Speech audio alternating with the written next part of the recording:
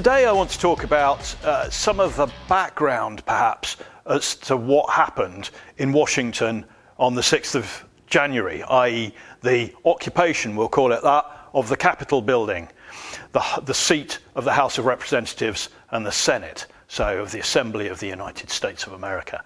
And of course we were all shocked by what we saw. I think, it was a massive propaganda coup for America's enemies around the world, but there's a background to this. And it's about that I want to talk. But first of all, it's worth saying that there are an awful lot of people who've been doing all sorts of commentary and analysis on what happened.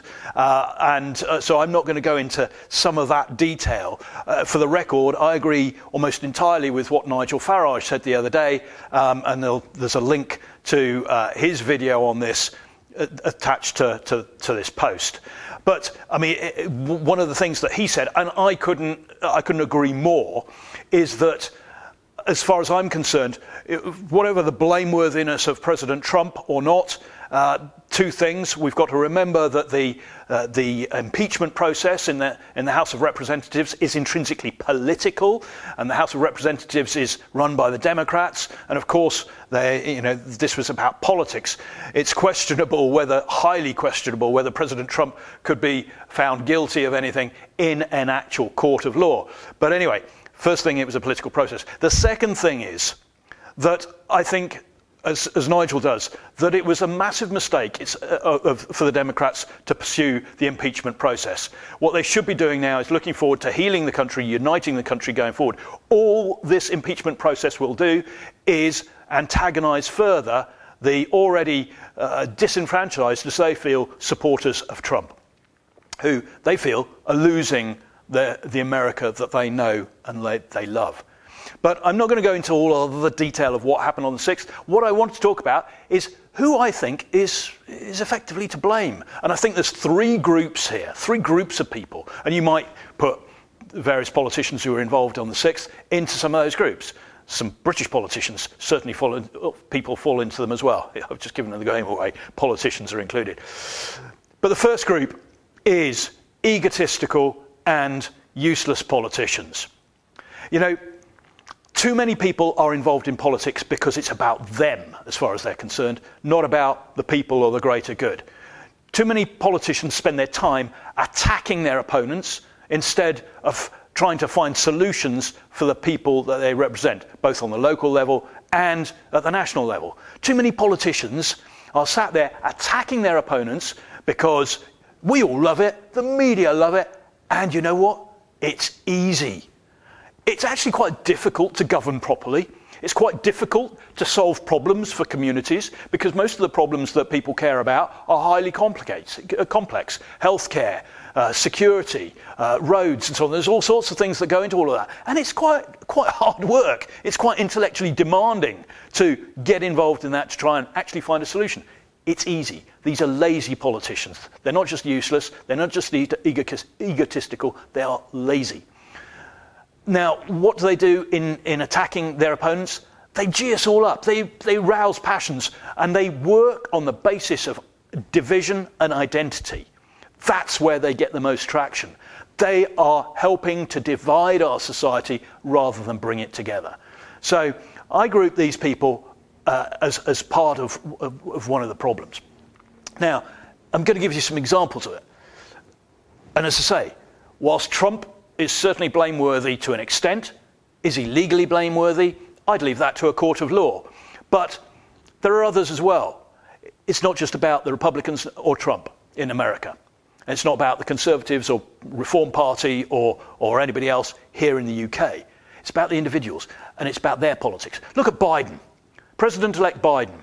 Okay, his job now, his focus should be on uniting the United States, the people, the society, and trying to address the political polarization in American society. But instead of that, he gave a speech saying that his priority was blacks, Asians, Hispanics, and women. I think he's left something out there. What about white men? Now, maybe white men, in his view, don't need so much attention. But you don't say that as a statesman. What you do as a statesman is you say, I am going to be your president as of the 20th of January. And you, the American people, you are my priority, all of you. regardless of your colour, your ethnicity, your race, your religion, your background, you are Americans. I am the American president. You are all my priority. Now, indeed, of course, what he may well do is then say, well, this particular community, that group, they need particular attention. But as the national, the federal president, the president of the entire United States, you represent everyone, not a particular set of groups of identities. He's adding to division rather than solving it. And remember, that it's the Rust Belt white males of America that are the Trump supporters, and they are out there because they have seen over the last few years, they have seen Antifa on the streets, Black Lives Matter. They've seen lots of support, people taking the knee, people saying that Black Lives Matter. Well, all lives matter is their argument. All lives, black, white, regardless. Everybody's life is worth the same. They all matter. And we've got to make sure that we all understand that everybody's life matters. Okay, but they feel excluded. And now Biden is continuing that exclusion.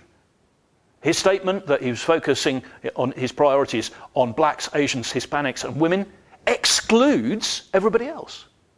It's divisive. Pelosi, the Speaker of the House of Representatives in the United States, again a Democrat, she's passionately opposed to Trump. That's her right, that's her opinion, fine.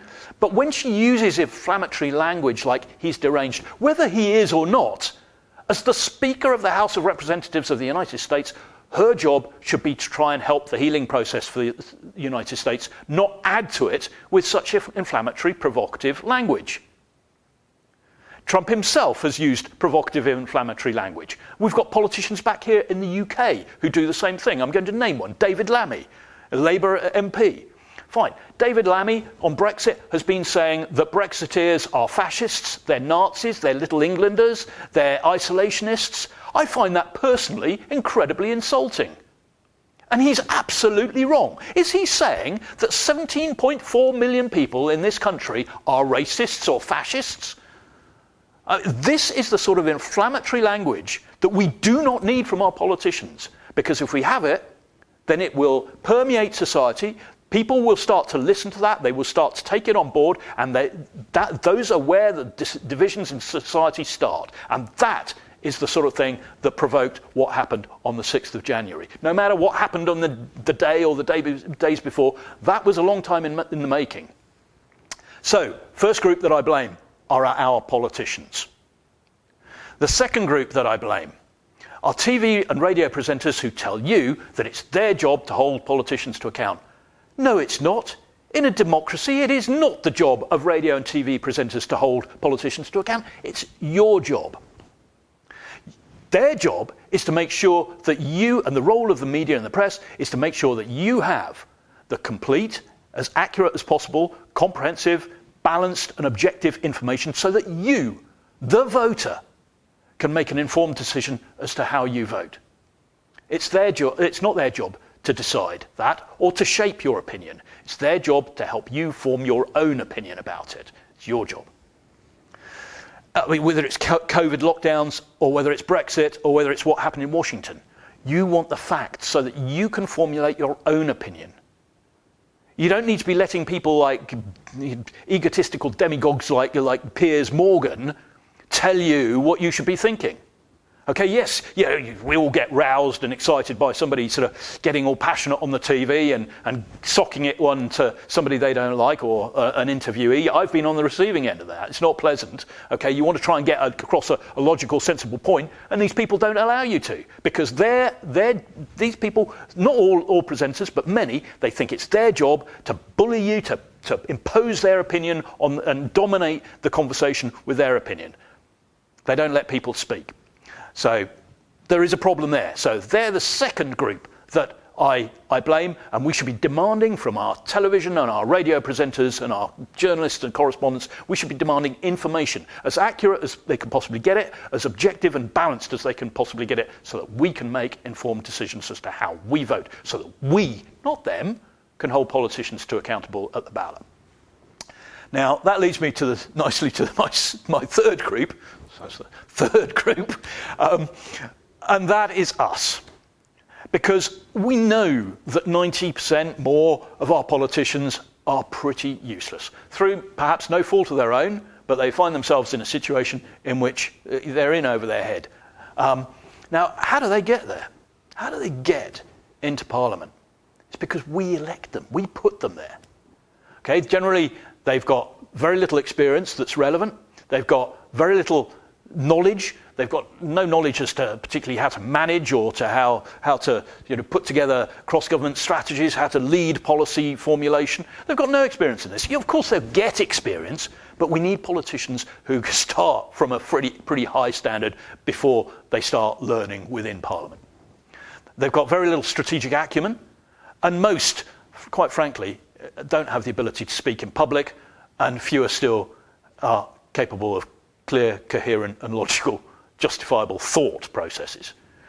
So who put them there? We did. We are voting for people who quite simply shouldn't be in that role. And why do we do that?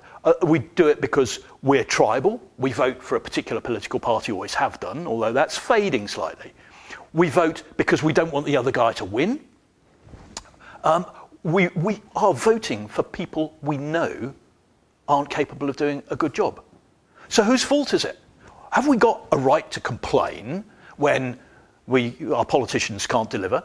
And remember that if we vote in poor politicians, we end up with a poor Parliament. And seeing as government, the ministers are drawn from Parliament, we end up with a poor government. So it's our fault. Of course, the solution is that we start only voting for people that we know can do the job.